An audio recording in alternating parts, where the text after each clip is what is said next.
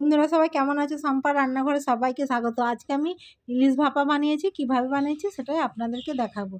যে সকল বন্ধুরা আমার চ্যানেলে নতুন ভিডিও দেখছেন অবশ্যই সাবস্ক্রাইব করে আমার পাশে থাকবেন। ইলিশ ভাপাটা কেমন হয়েছে অবশ্যই আপনারা কমেন্টে জানাবেন। ইলিশ মাছটা আমি কেটে নিচ্ছি। একটা 700 গ্রাম ইলিশ মাছ নিয়েছি। ইলিশ মাছের আঁশটা ছাড়িয়ে নিয়েছি, এবার কেটে নিচ্ছি।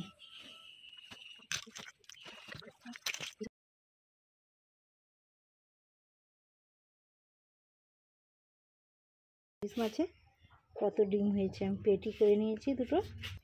ইলিশ মাছটা কেটে ধুয়ে নিয়ে চলে এসেছি। পরিমাণ মতন নুন, হলুদের গুঁড়ো আর অল্প একটু লঙ্কার গুঁড়ো, 1 চা চামচ পরিমাণে সরষের তেল দিয়ে মাখিয়ে নিচ্ছি। 10 মিনিট আমি ঢেকে রেখে দিচ্ছি। পেস্টটা তৈরি করে নেব, তার জন্য মিক্সিতে দিয়ে দিচ্ছি 2 চামচ পরিমাণে সরষে, 2 চামচ সাদা সরষে, কিছু মগজদানা আর 2 চামচ মতো পোস্ত দিয়ে দিচ্ছি।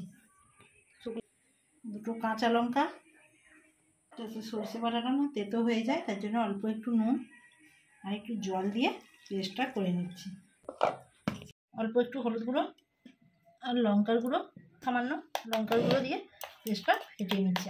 পেস্ট করার সময় নুনটা দিয়ে রেখেছিলাম। সরষে বাটাতে একটু কম মশলা দিলে খেতে ভালো লাগে, কারণ মাছের স্বাদটা থাকে। বেশি মশলা দিলে মাছের স্বাদটা আর পাওয়া যায় না। আপনারা চাইলে এতে টক দইও দিতে পারেন। বাড়িতে আমাদের টক দই নেই, তাই এমনি ইলিশ ভাপাটা করে নিচ্ছি। পেস্টটা অল্প একটু দিয়ে দিচ্ছি বাটির মধ্যে। নুন হলুদ মেখে 10 মিনিট রেখে দিয়েছিলাম। এবার মাছটা বসিয়ে দিচ্ছি। সরষের পেস্টটা দিয়ে দিচ্ছি। ওপর থেকে সরষের পেস্টটা দিয়ে দিয়েছি। একটু আমি সরিষার তেল দিয়ে দিচ্ছি। চেরা কাঁচা লঙ্কা নিয়েছি, ওপর থেকে দিয়ে দিচ্ছি। ঢাকা দিয়ে দিচ্ছি।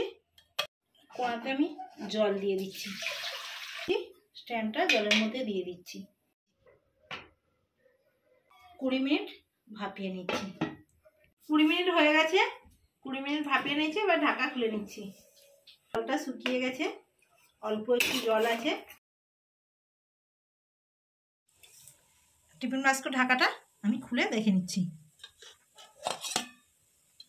দেখুন বন্ধুরা ইলিশ ভাপাটা কত সুন্দর। ভিডিও ভালো লাগলে বেশি বেশি করে লাইক, কমেন্ট, শেয়ার এবং সাবস্ক্রাইব করে আমার পাশে। এতক্ষণ আমার ভিডিওটা দেখার জন্য আপনাদেরকে অসংখ্য ধন্যবাদ।